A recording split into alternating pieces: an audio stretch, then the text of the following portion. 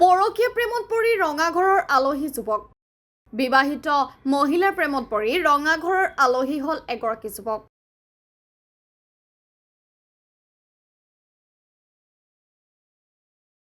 এই ঘটনা সংঘটিত হৈছে কামৰূপৰ দদৰা অঞ্চলত।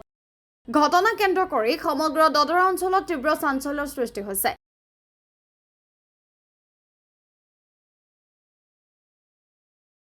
যুৱকগৰাকী হৈছে পছৰীয়া ইমামী উদ্যোগ প্ৰতিষ্ঠানত অপাৰেটৰ হিচাপে কৰ্মৰত চিপাঝাৰৰ স্বামী মৰ্তজা।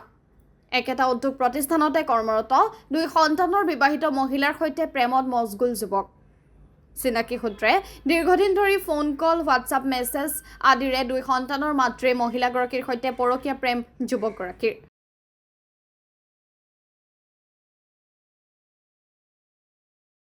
তেনেকৈ চলি আছিল দুয়োৰে মাজত প্ৰেম। এদিন দুদিনকৈ যুৱকজন সঘনাই ঘৰত স্বামী নথকাৰ সুযোগ বুজি মহিলাগৰাকীৰ ঘৰলৈ আহ-যাহ চলাই আছিল। পিছত মহিলাগৰাকীৰ নিজ গৃহতে স্বামীয়ে আবদ্ধ কৰিলে পত্নীৰ সৈতে পৰকীয়া প্ৰেমত মছগুল যুৱকগৰাকীক। মহিলাগৰাকীৰ স্বামীয়ে যুৱকগৰাকীক আবদ্ধ কৰি দদৰ আৰক্ষীক খবৰ দিয়ে।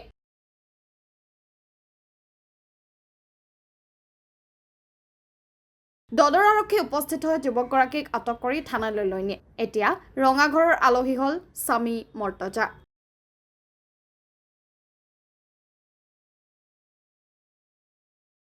সি ৰাতি মোক 5বাৰমান ফোন কৰিছে, মই ফোনটো ৰিচিভ কৰা নাই। তাৰে পিছত মই এবাৰ ৰিচিভ কৰিলোঁ, কওঁতে সুধিছে আৰু কি কৰি আছা। মই ফোনটো কৰিছোঁ, ফোনটোকে ৰিচিভ কৰা নাই। মই বোলো গম পোৱা নাই, মই ভাত বনাই আছোঁ। তাৰপিছত কৈছে মালিক ক'ত গৈছে। মই বোলো মালিক এনেকুৱাকৈ এঠাইত গৈছে। তাৰপিছত আৰু একো নাই। তাৰপিছত সি ৰাতি কেইটামান বা বাজিছে এবাৰ ফোন কৰিছে, সেইবাৰ মই ৰিচিভ কৰা নাই। মানে মোৰ ল'ৰাজনক খোজ কৰিব বাৰীত গৈছে, যাওঁতে মই তাৰ লগত গৈছোঁ। যাওঁতে মই ফোনটো ৰিচিভ কৰা নাই। তাৰপিছত সি আকৌ ফোন কৰিছে, কৰোঁতে এবাৰ মই ৰিচিভ কৰিছোঁ। কৰোঁতে সুধিছে মালিক ক'ত গৈছে। মই বোলো মালিক এনেকুৱা এঠাইত গৈছে। তাৰপিছত সি কৈছে হেৰি কৰিম, মই ৰাতিপুৱা যাই আছোঁ। মানে এনেকৈ সি কৈছে, কিন্তু মই বাধা দিব পৰা নাই।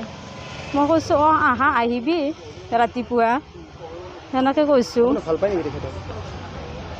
তেনেকুৱাই হ'ল আজি 3 বছৰমান। শাৰীৰিক সম্পৰ্ক হৈছেনে আপোনালোকৰ? হয়, সি শাৰীৰিক সম্পৰ্ক কৰিছে মোৰ লগত। এতিয়া মই কি কৰিম। সি মিছাতে মোক বদনাম দি পেলাই মোক সি ফচাব বিচাৰিছে, কিন্তু মইতো তেওঁৰ বিষয়ে একো কোৱা নাই। এতিয়া আপোনালোকে তাৰ কথাখিনি শুনাৰ পাছতহে মই এইখিনি কথা কৈছোঁ। আপুনি বাৰে বাৰে মেছেজ কৰি থাকে, তেখেতে কৈছে? নাই, মই মেছেজ কৰি থকা নাই। সিও মেছেজ কৰিছে, মই কৰিলে সিও কৰিছে, বা তেওঁ মেছেজ দিছে বা ফোন কৰিছে। সদায় তেওঁৰ ফোন কৰে, মিছ কল হৈ থাকে, বা তই ফোনটোকে উঠোৱা নাই, তই কি কৰি আছা, ক'ত আছা। আগতে এনেকুৱা আছিল, মানে মই ক'ৰবাত গ'লেও সি ফোন কৰি থাকে, তই এতেকে গেছে, তাতেকে গেছে, অমুক নকৰিবি, ভহুক নকৰিবি, মানে নানানটা হেৰি কৰি থাকে। আৰু এতিয়া সি কৈছে মই তাক ফোন কৰি থাকোঁ, সি ফোন নকৰে বুলি। মোৰ হাততো তেওঁৰ হেৰি আছে ফোন কৰা। 3 বছৰৰ পৰা আপোনালোকৰ সম্পৰ্ক চলি আছে, ভালপোৱা সম্পৰ্ক? এনেই ভালপোৱা সম্পৰ্ক, এনেই আৰু মাতা বোলা চলি আছে, কিন্তু এই বস্তুটো মানে সি হেৰি কৰিছে মোৰ লগত, নকৰা নহয়। স্বামী মৰ্তজা, তুমি মানুহ, তুমি এটা তিৰোতাক ভাল পা, ছোৱালী এটা তাতে তুমি নাপালা। আৰু এওঁ কেনে হ'ব লাগিব? এওঁ ল'ৰা ছোৱালী আছে, গৃহস্থলী আছে।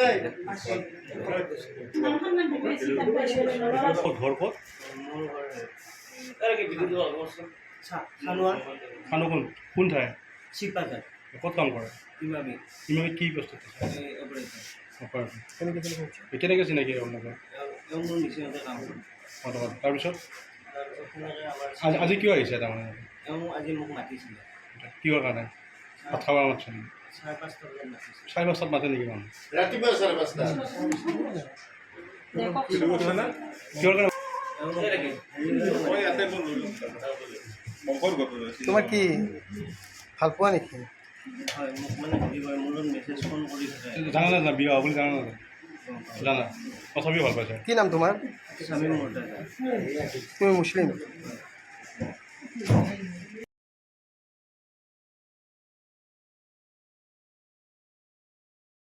Bureau report, Times media 24।